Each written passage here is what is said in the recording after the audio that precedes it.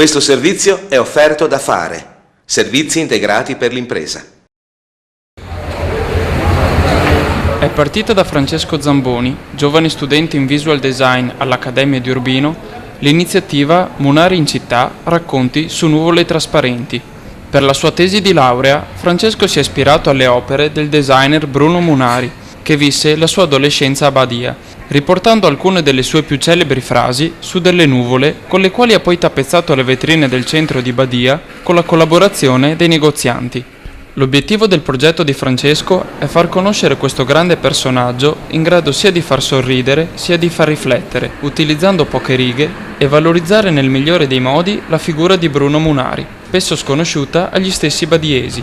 Il risultato è una piacevole passeggiata per le vie del centro che ospiteranno le nuvole trasparenti fino al 6 settembre.